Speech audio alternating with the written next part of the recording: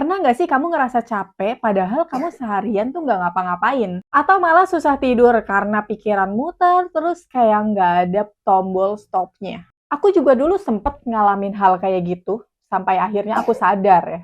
Oh, ternyata tubuh sama pikiran aku tuh lagi teriak minta healing. Nah, di video ini tuh aku mau cerita tentang 5 tanda tubuh yang sering banget dialami sama orang. Tapi mereka nggak sadar kalau tanda ini tuh sinyal karena dia butuh healing. Sebelum lanjut, kenalin dulu aku Linda Herlina. Aku di sini membahas tentang mental health, self-care. Di sini aku bukan ahli, tapi aku juga lagi belajar. Jadi kita sama-sama belajar bareng, kita tumbuh bareng. Makanya buat kalian kalau mau kita tumbuh bareng bersama, klik tombol subscribe dan nyalakan tombol loncengnya ya. Biar kita sama-sama 1% lebih baik daripada sebelumnya. Jujur aja ya, aku juga pernah ngerasain kayak capek banget seharian, padahal seharian juga nggak ngapa-ngapain gitu. Malamnya bukannya tidur, malah terus overthinking. Puter terus di kepala aku tuh, yang padahal itu tuh nggak penting-penting banget gitu. Pernah juga ada di momen ya, hal kecil aja itu bikin aku tersinggung dan mudah marah juga nih di aku. Dan anehnya badan ikutan drop, sakit lambung segala, sampai asam lambung juga jadi naik. Padahal kalau dicek sama dokter juga ya baik-baik aja. Waktu itu aku baru sadar, oh ternyata bukan cuma badan yang protes, tapi pikiran kita juga protes. Dan sayangnya banyak orang yang ngalamin ini, tapi dia nggak sadar nih tentang ini. Nah, dari pengalaman ini tuh aku banyak belajar ya, kalau ada tanda-tanda khusus untuk tubuh kita nih, kalau kita tuh butuh healing. Dan aku mau share ke kamu tandanya satu persatu. Tanda yang pertama nih, emosi gampang capek. Waktu itu aku pernah ngalamin di mana bangun tidur aja tuh rasanya capek banget. Kayak energinya tuh udah habis aja di hari itu. Aku kira itu tuh karena kurang tidur ya, tapi ternyata bukan. Ternyata karena isi kepala aku aja tuh yang penuh banget. Kalau kamu ngalamin ini juga, coba kasih kamu waktu buat berhenti sejenak, istirahat sejenak aja deh. Kadang istirahat kecil aja tuh itu bisa jadi healing yang ampuh juga loh.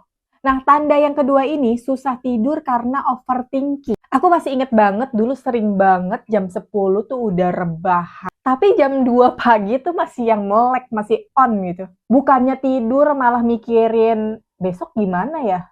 Kenapa sih aku begini? Kenapa sih orang lain kok lebih gampang ya? Dan rasanya itu capek banget. Dan akhirnya aku coba buat journaling dan aku tulis semua isi kepala aku di dalam itu. Nggak usah rapi-rapi, pokoknya keluarin aja semuanya unek-unek kalian ya. Dan ya bener, otak jadi lebih ringan, tidur juga jadinya lebih cepat. Healing nggak perlu ribet kok, kadang healing tuh cuma butuh kertas sama pulpen doang. Nah, tanda yang ketiga itu gampang marah dan baper. Pernah juga tuh aku ngalamin kayak temen lama banget bales chatnya aja aku bisa yang kesel banget. Padahal kalau dipikir-pikir kan itu bukan masalah yang besar banget juga ya. Tapi karena emosi yang udah numpuk, hal kecil aja tuh bisa jadi yang meledak banget. Sejak saat itu tuh aku belajar ya, tarik nafas dulu yang panjang sebelum kalian merespon sesuatu. Kedengarannya tuh sepele banget ya, tapi aku ngerasain hal yang beda banget loh. Marahnya nggak yang langsung keluar, dan hati pun kita jadi lebih tenang. Nah, tanda yang keempat, kehilangan minat yang padahal dulunya tuh bikin kita jadi happy. Aku tuh suka banget sama nonton drakor ya. Tapi ada masa dimana nyalain TV aja tuh aku males banget loh. Bahkan hal yang biasanya bikin aku jadi bahagia tuh jadi rasanya kayak hambar banget. Kalau kamu pernah ngerasain hal ini juga, coba paksain diri kamu. Sebentar aja misalnya nonton 5 menit dulu, atau dengerin lagu yang kamu suka. Kadang mood itu muncul setelah kita melakukan sesuatu, setelah kita memulainya. Bukan malah sebelumnya ya. Nah, tanda yang kelima ini, badan rasanya sakit tanpa alasan yang jelas. Ini yang paling sering aku alamin juga nih, kayak seperti asam lambung aku jadi naik, sakit kepala, terus ya juga badan juga rasanya kayak pegel-pegel. Tapi padahal kata dokter ya sehat-sehat aja. Dan dari situ aku belajar ternyata pikiran dan emosi itu berjalan seimbang ya. Jadi itu mempengaruhi tubuh kalian, jadinya lebih gampang sakit. Nah, sejak saat itu aku mulai merasa perhatian sama diri aku sendiri. Tidur lebih cukup, olahraga ringan, dan jaga makan. Simple banget kan?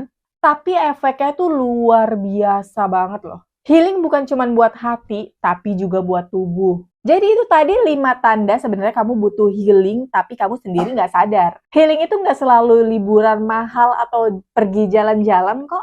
Kadang cukup dengan istirahat, journaling, doa, jalan-jalan pagi atau jalan-jalan sore. Aku pengen tahu nih, dari 5 tanda tadi, mana yang paling sering kamu alamin? Ceritain di kolom komentar deh, biar kita saling support dan saling sharing juga ya. Dan jangan lupa klik subscribe dan tombol loncengnya, supaya kamu nggak ketinggalan video tentang mental health, self-care, asam lambung, bareng aku, Linda Herlina. Sampai ketemu di video selanjutnya, kita healing bareng di sini.